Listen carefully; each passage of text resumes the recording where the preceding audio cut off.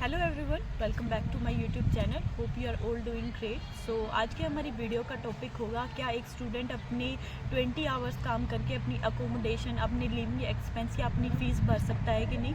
क्योंकि बहुत सारे लोगों का क्वेश्चन होता है कि वो पार्ट टाइम काम कर रहे हैं या आना चाहते हैं यहाँ पे पार्ट टाइम करके, क्या वो अपनी फ़ीस कंप्लीट कर सकते हैं कि नहीं, क्या वो अपनी लिविंग एक्सपेंस क्लियर कर पाएंगे या फिर वो अपनी मतलब अकोमोडेशन अच्छे से ढूंढ पाएंगे कि नहीं। तो इस वीडियो में मैं आज उन सब के बारे में डिस्कस करूँगी। और अगर मेरी वीडियो आपको अच्छी लगे, हेल्पफुल लगे, so please like, share and subscribe my channel. So अगर हम बात करते हैं स्टूडेंट वीज़ा की, अगर कोई न्यूजीलैंड आना चाहता है या ऑस्ट्रेलिया आना चाहता है एज अ स्टूडेंट, तो वो सिर्फ यहाँ पे 20 घंटे काम कर सकता है, उससे ज़्यादा काम नहीं कर सकता है। क्योंकि अगर आपने 20 घंटे से ज़्यादा काम किया तो आपके IRD पे इफेक्ट पड़ेगा, जो कि आपको अभी पता नहीं चलेगा, बट बाद में जब आप अपना वर्क वीज़ा अप्लाई करोगे या फिर अपना PR फाइल करोगे तब आपको प्रॉब्लम हो सकती है। क्योंकि इमिग्रेशन का मेन होता है कि ऑस्ट्रेलिया हो गया, न्यूजीलैंड हो गया, किसी भी कंट्री में आप जाते हो तो सिर्फ 20 घंटे काम कर सकते हो। उनका मतलब ये है कि आप यहाँ पे आके किसी भी रूल को ब्रेक नहीं कर सकते हो। अगर आपने किसी भी रूल को ब्रेक किया तो आपको डिपोर्ट कर देंगे। तो ये मेन रीज़न होता है कि सिर्फ आपको 20 घंटे ही अलाउ होता है।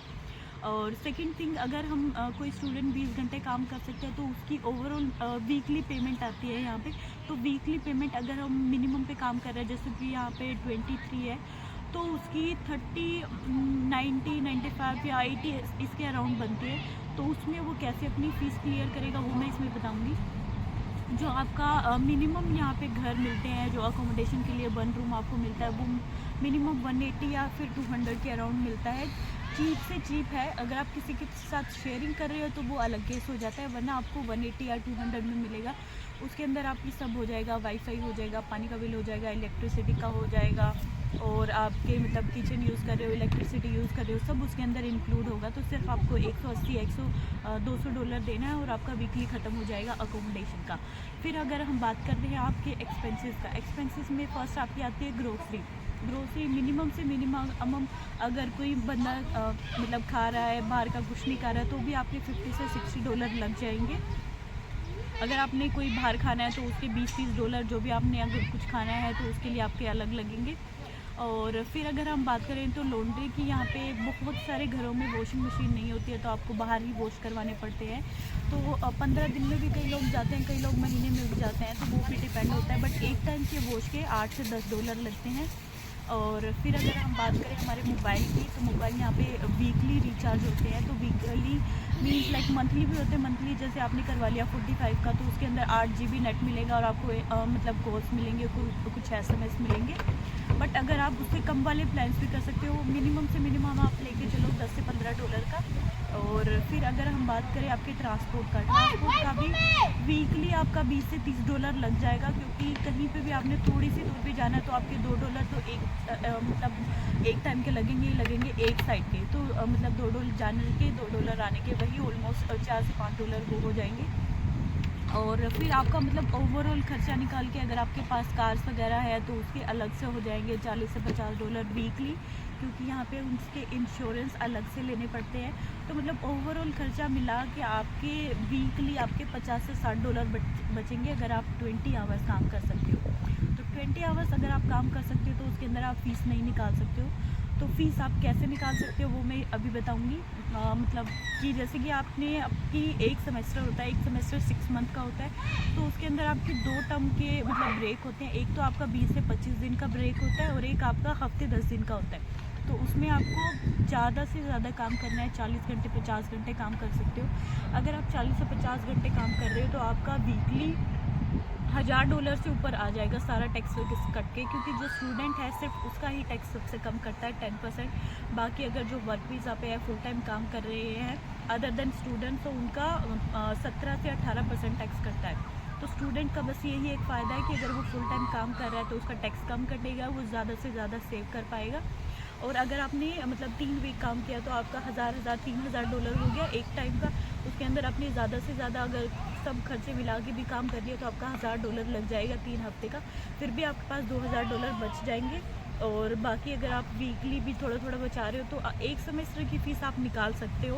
उससे ज़्यादा तो डिपेंड करता है आप कितना काम कर रहे हो या कितना आप अपनी सेविंग कर रहे हो।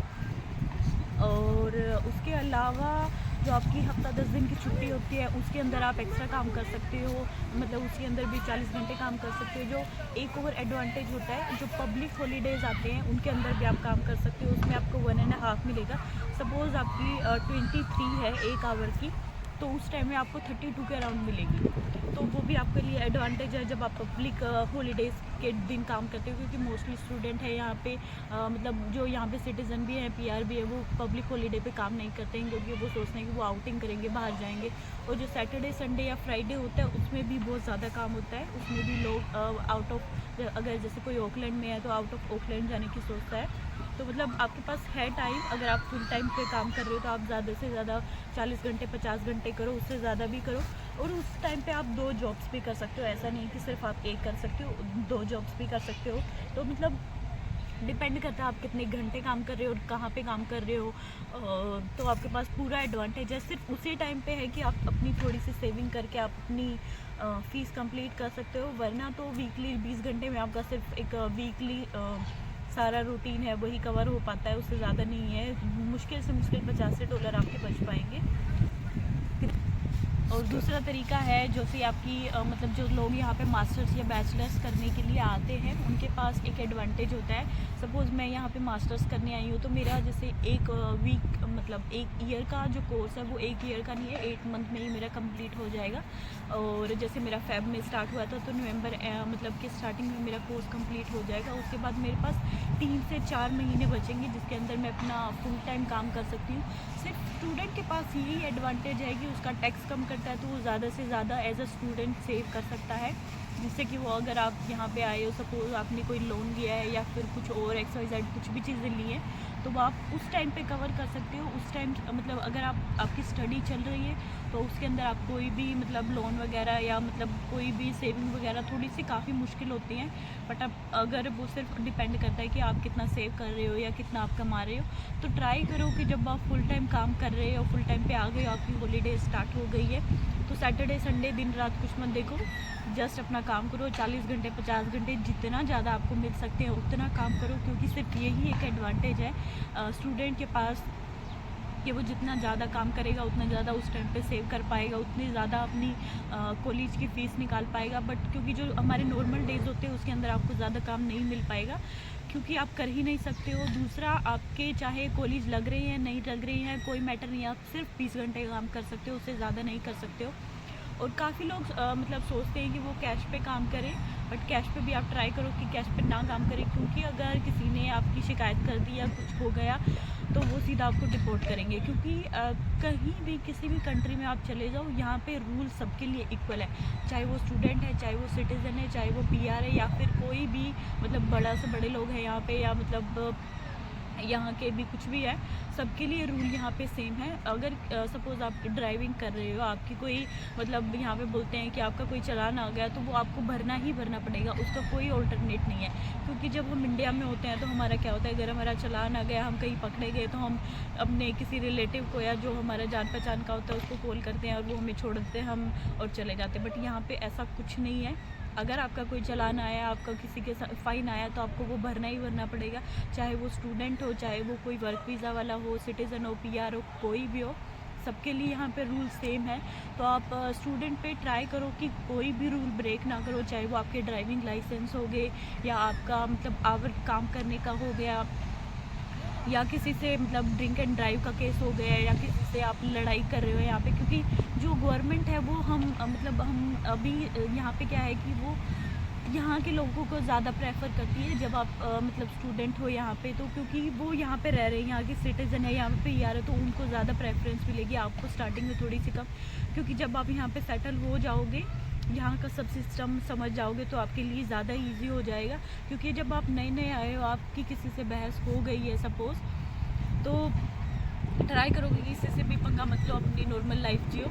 और क्या, टॉपिक से नहीं भटकते हैं। जो हमारा मेन टॉपिक था कि हम एज अ स्टूडेंट कैसे अपनी फ़ीस निकाल सकते हैं, कैसे अपनी अकोमोडेशन, तो अकोमोडेशन के लिए मैंने एक अलग से वीडियो बनाई थी, कैसे आप यहाँ आके अपनी अकोमोडेशन ढूंढ सकते हो। बहुत सारे ऑप्शंस हैं, मतलब कि फेसबुक मार्केट प्लेस है, क्योंकि इंडिड वगैरह है, इन पे काफ़ी सारे मतलब है, काफ़ी सारे ग्रुप्स हैं इंडियंस के, उनको ज्वाइन कर सकते हो, वहाँ से अपनी अकोमोडेशन ढूंढ सकते हो। और फिर ट्राई करो, सिर्फ 20 घंटे काम करो, उससे ज़्यादा काम बिल्कुल मत करो, क्योंकि वो बाद में आपके वीज़ा पे इफ़ेक्ट होगा। कोई भी आप रूल ब्रेक मत करो। और ट्राई करो, जब आप स्टूडेंट पे हो तो थोड़े से खर्चे कम करो, क्योंकि बहुत सारे स्टूडेंट्स होते हैं यहाँ के सोचते हैं कि हम आईफोन ले लें, हम अपनी कार्स ले लें। स्टार्टिंग के डेज़ में मत लो, बट उसके बाद जैसे आपके पास थोड़ी थोड़ी सेविंग हो जाती है, क्योंकि हम वर्स्ट केस के लिए हमें सोच के चलना चाहिए। सपोज़ अभी आप काम कर रहे हो, आपका सब अच्छा चल रहा है, इन केस कुछ ऐसा हो जाता है, आपने सेविंग नहीं की, बाद में आपकी जॉब चली जाती है, तो आप सर्वाइव करना बहुत मुश्किल हो जाएगा आपके लिए। तो स्टार्टिंग के लिए थोड़े दिनों के लिए आप सोचो कि थोड़ा सा आप कम से मतलब ज़्यादा सेविंग करो, अपने खर्चे कम करो। जब आप फुल टाइम पे आ गए हो या मतलब वर्क वीज़ा मिल गया है, तब अपने फ़ोन ले सकते हो, गाड़ी ले सकते हो, जो भी चीज़ें आपको लेनी है। या फिर आप अपनी इंडिया से सेविंग अपनी करके आओ, ताकि आप थोड़ा सा टाइम सर्वाइव कर सको स्टार्टिंग में। क्योंकि ऐसा नहीं है कि स्टार्टिंग में आते ही आपको जॉब मिल जाएगी, आपको थोड़े से एफ़र्ट्स लगाने ही पड़ेंगे। पार्ट टाइम जॉब के लिए भी, फुल टाइम के लिए तो आपको बहुत ज़्यादा एफ़र्ट्स लगाने पड़ेंगे यहाँ पे। क्योंकि जॉब सिचुएशन यहाँ है कि जॉब्स काफ़ी है मार्केट में, बट सारी रेफरेंस से मिलती हैं, या आप सीक इंडेड पे लगातार अप्लाई करते रहो, तब आपको जाके जॉब मिलेगी। ऐसा नहीं है कि आपने 10 एप्लीकेशन अप्लाई की और आपको जॉब मिल गई, नहीं है। तो आपको एफ़र्ट करने पड़ेंगे। तो सिर्फ 20 घंटे काम करो, उससे ज़्यादा मत करो। कैश पे बिल्कुल काम मत करो। और फुल टाइम जब आपको काम मिले तो आप 20-40 घंटे आप जितने भी कर सको उतने ज़्यादा काम करो, क्योंकि वही एक टाइम है जहाँ आप अपनी सेविंग कर सकते हो और आप अपनी फ़ीस वीस इससे कंप्लीट कर पाओगे। बस, और आज की वीडियो के लिए बस इतना ही। और अगर मेरी वीडियो अच्छी लगे, हेल्पफुल लगे, so please like, share and subscribe my channel. Thank you.